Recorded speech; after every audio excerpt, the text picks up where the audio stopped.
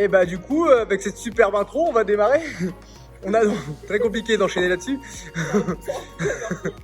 On va donc avoir 5 tours de 5 push-ups. Donc pied largeur d'épaule ou serré, main largeur d'épaule. Je vais venir engager. Oui, Murphy, tu es en plein devant, merci. Viens mon crabe, viens. Allez, viens. Allez, tac. Et donc on disait 5 push-ups, donc main largeur d'épaule, pied serré. Je vais venir engager ma poitrine vers le sol et pousser très fort. Si c'est encore un petit peu trop compliqué, vous voulez vous échauffer tranquillement, on peut commencer sur les genoux. Ça marche aussi, d'accord? Donc vraiment poitrine au sol et rien d'autre. Ensuite, on enchaîne sur 10 fentes bulgares. Donc là, il vous faudra un tabouret, un canapé, quelque chose pour pouvoir poser le pied de la jambe arrière. Donc, on va faire tac, voilà, pied droit derrière. Je vais venir faire une fente. Yes, j'en fais 10 avec ma jambe droite derrière et j'en ferai 10 avec ma jambe gauche derrière. Cherchez à bien être stable, bien garder l'équilibre. Et ensuite, on termine avec 15 hollow rock. Donc, je vais m'allonger sur le dos. Position de la banane. Donc, je vais décoller mes épaules du sol, décoller mes pieds du sol, serrer les fessiers et rouler sur le bas du dos. 1, 2, 3, 4. Si c'est trop compliqué, je vais venir me fermer. Donc, fléchir un petit peu les genoux. Voilà, rapprocher les mains des genoux. Pareil, sentez bien que le dos est rond sur cet échauffement. Vous allez donc avoir 5 tours à faire avec 5 push-ups, 10 fentes bulgares par jambe et 15 hollow rock. Ok, une fois que l'échauffement est terminé, on va donc passer sur de la mobilité. Vous allez donc commencer avec 6 passages en asticot. Donc je vais me retrouver debout, les deux pieds très proches. Tac, je vais venir enrouler la tête, enrouler le dos tranquillement, venir chercher le sol avec mes mains, jambes tendues, dérouler les mains, faire une petite pompe, hop, et ensuite ramener les pieds vers les mains, jambes tendues. Nickel, une fois que j'ai fait ça, je me redresse et j'enchaîne 6 passages en tout comme ça. Une fois que ça c'est bon, on va préparer les fessiers. Donc on va faire 2 fois 30 secondes de maintien en pigeon. Donc je vais me mettre en position de pompe. Je vais avancer mon genou droit vers l'avant, puis le faire tourner vers l'intérieur. Et là, venir allonger ma jambe arrière.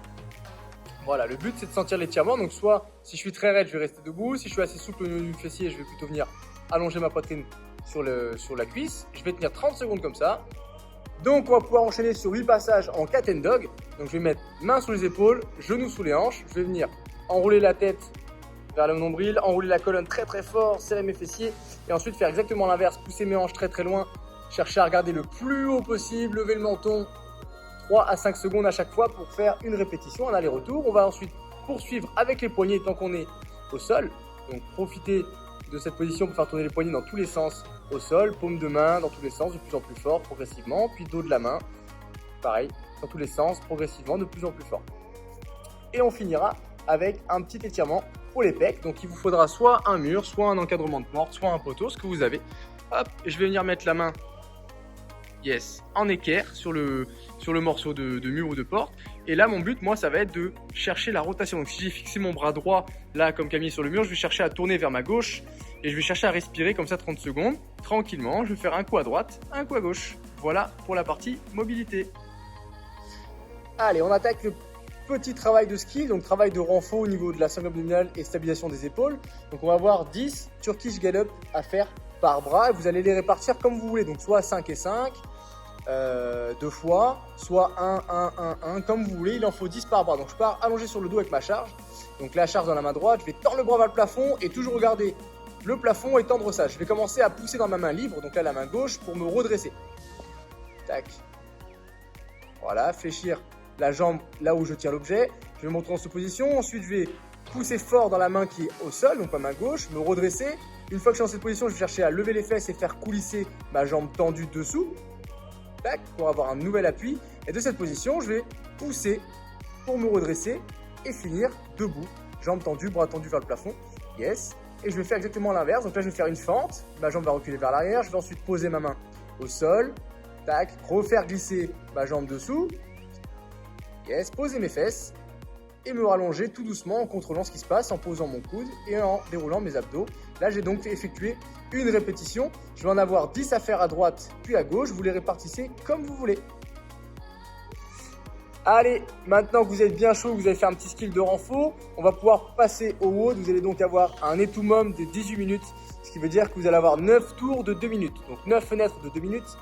À chaque fois, ça va être un petit travail contre la montre, on va dire. Donc, je vous avais à chaque fois 2 minutes pour faire 10 répétitions en diamond push-up. Donc, je place mes mains en triangle.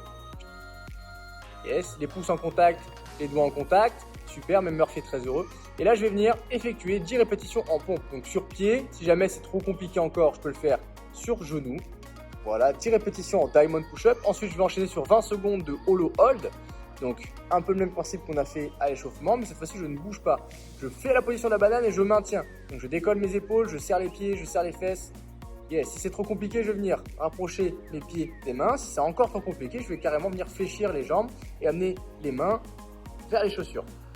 Donc, j'ai 20 secondes à maintenir là-dessus. Ensuite, je vais faire 30 répétitions de hip thrust à une jambe, alternée. Donc, 15 à droite, 15 à gauche. Les pieds, tac, sous les fesses. Je vais venir tendre une jambe. Yes. Pousser et redescendre.